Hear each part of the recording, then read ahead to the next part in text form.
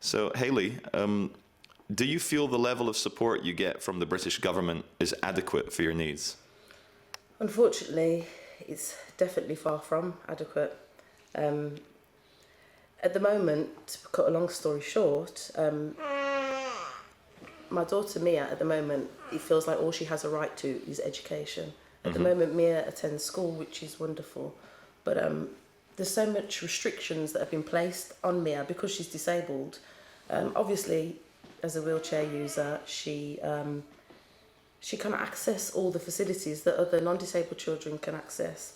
And at the moment, for a good year now, we've been trying to get our local authority to commit to making play accessible for our children, making what's out there already accessible. Yes, it's okay to have wheelchair access everywhere, but unfortunately, it's not enough. At the moment, our situation is, well, basically, we're at the end of our tether. We've got nothing for Mia to do outside of school. There's no activities. They've not put any thought into the fact that my daughter wears nappies. She's 5 years old, very tall. There's no changing facilities. And I know many families that obviously have children, 9, 10, 11, and teenagers that still wear nappies. We all have to stay close to home because if we go further afield, we know that we cannot change our child's nappy or we have to get home pretty quick. Probably, if I do go out for the day, maximum 3 hours we spend out. And the reason I don't stay close to home because there isn't nothing, well, I do stay close to home because I don't actually always have the money to venture out to in the centre of London, going to London attractions, but there's just nothing. We can't even go to our local park. There's no, there's no swings, there's no sensory gardens. They just haven't put any thought into our disabled children. I've approached our local authority.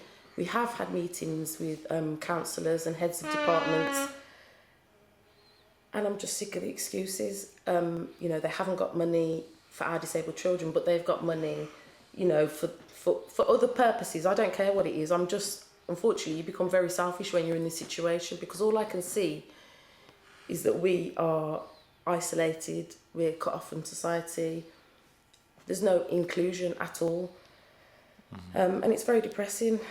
I consider myself quite a strong person, but I'm part of a couple of groups that are trying to help highlight these problems, and I've met many mums that are not as strong as me and that wouldn't dare question the system, and to be quite frank, really worried about their health and that of their child.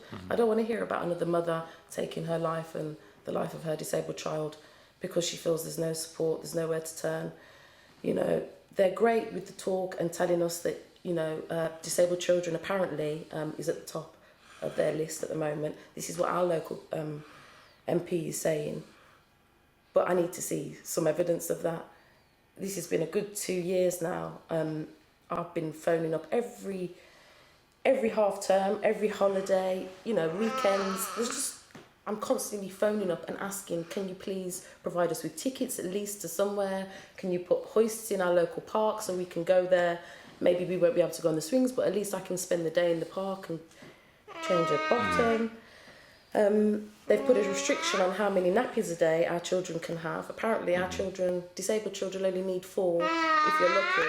In some boroughs, 5 nappies a day. Yes. So regardless of how many nappies she needs? They're not considering the individual child's needs. My daughter's on a pure liquid feed. Sure. You can imagine 4 nappies is not enough. No, and just for the international viewers, a nappy is a diaper, as they say in America, just so you know. Yeah. There's just so much wrong with this system. Yeah. They're not taking salary cuts. They're still claiming their expenses. My daughter goes to a school that David Cameron's son once attended, and as much as I don't want to, as much as I don't want to appear disrespectful, David Cameron really could never have had a true understanding of what it is to have to look after your disabled child and not have the funds to just call on nannies or buy disabled nappies on the internet for £48 a pack. I'm really, really disappointed and let down. A lot of what comes out his mouth is, unfortunately, as far as I'm concerned, lies. Yeah. You're not protecting our children. Yeah, they say you can judge a civilization by how it treats the most vulnerable in that civilization. How would you say the British state at the moment treats the most vulnerable, like your daughter Mia? Well, it's funny because I always wonder, why don't I don't see disabled children, and very rarely disabled teenagers about. I see more disabled adults about, but again, not as severely disabled as my daughter. It's almost like we're kept hidden away. Now, the government will claim, well, that's not what we want. Well, that's what you're making us feel like. Why? To take Mia out for the day is a proper, I've got to plan the day ahead. I've got to take medicines. I've got to take a number of nappies, diapers, changes of clothes, because she's on a liquid diet and has lots of messy moments. But it's quite, we have to organise quite a lot. And the last thing we need to be thinking about is, oh my gosh, all this effort just to go out for 2 hours, because I know my daughter's not going to sit in a wet nappy for more than an hour or two. Yeah. And why should she? Yeah, exactly. Why should she? They've recently also changed the brand of nappy to obviously a cheaper one to save the local authority money. They've actually caused a reaction on my daughter's bum. Apparently it doesn't matter because they're not considering individual cases. That's the decision. Bless you. Bless you. We can't use barrier creams with these new type of nappies. Now, how can you not wear barrier cream on a child who's got a sore bottom, or who wears nappies 24 hours a day? Just little silly things like that. It actually really... I always think people might think I'm crazy, but you feel like bursting out in tears a lot of the time. I don't know what to do. Hayley, is it mostly the kind of maybe logistical support, or is it financial support that you feel is lacking, or both? So it's definitely, the emphasis is on financial. Now, I am aware, as is everybody, that the country is broke, apparently. No, but we had enough money to invade Libya. No, well, this is it. Apparently, it makes me sick, but this is all that I hear. Where do I go after I've been told that sentence by my own MP? Where do I go next then if he's telling me physically, we don't have any money to let your daughter have access to play? So what's going to happen? I just really cannot sit around and let this happen, whether I have to raise money myself and pay for swings. It's probably £2,000 to £3,000 for a wheelchair swing. Yeah. Disabled equipment is really expensive. It's really unfair, but that's just the way it is. Local authority are not having any of it. They will not pay for a disabled swing. They're also saying that they have to consider the safety of non-disabled children, which I do understand, but there is things called risk assessments that most councils carry out. I get the impression they just don't know where to start, but there are other boroughs that are doing quite well in providing access to play for disabled children. So I'd just ask them to stop and take a look at what those boroughs are doing.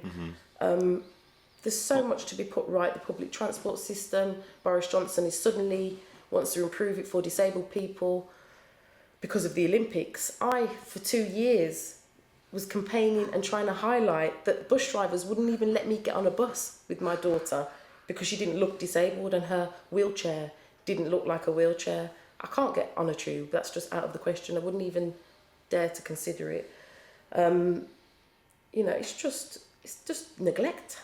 And surely this is against... And how did you feel, because obviously this is within Mia's lifetime, when Gordon Brown told us that the private banks were too big to fail and they needed £500 billion to bail them out? How did that make you feel?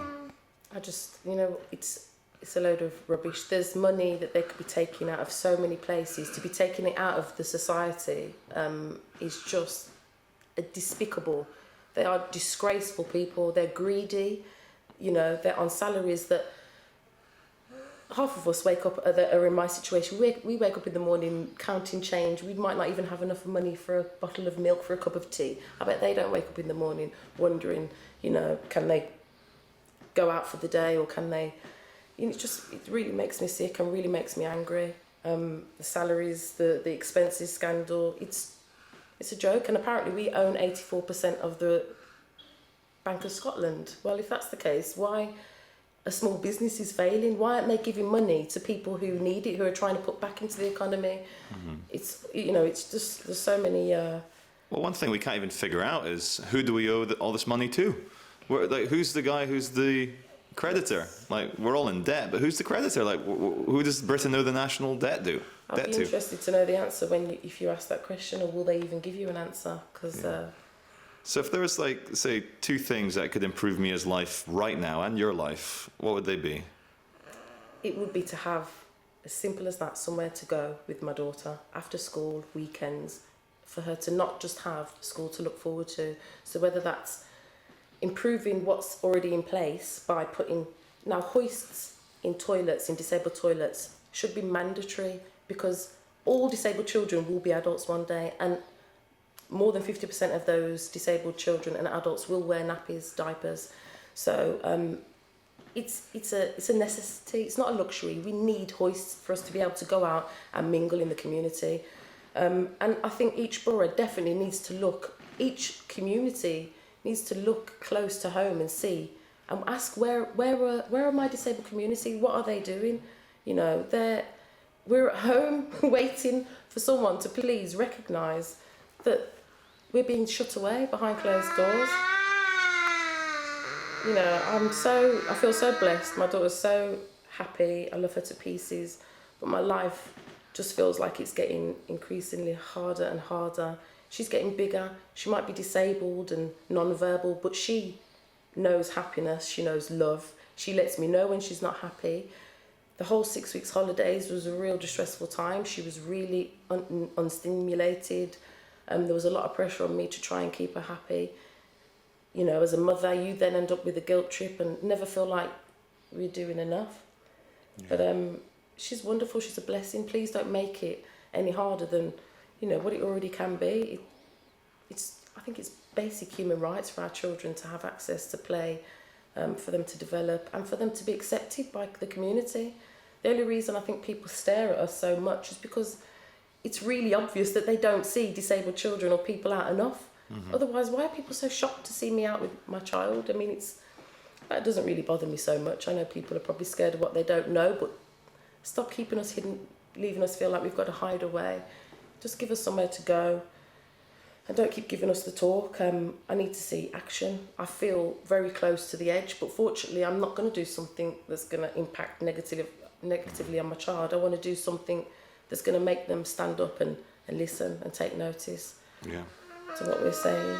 Well, the way I see it, if we took all that money that we spent bailing out the banks and bombing countries like Afghanistan, Iraq and Libya and making even more children disabled with those bombs and use that money to improve services and care for the most vulnerable in society, I think the whole country could breathe a huge sigh of relief that the human condition is working towards something important, rather than destruction, but actually creation. No, absolutely. And it's a fact that, you know, medicine's improving all the time. Medical professionals that I've met with have even acknowledged that they know more and more children and adults with disabilities are surviving, premature babies are surviving. There's going to be, in 10 to 20 years from now, a hell of a lot more disabled people.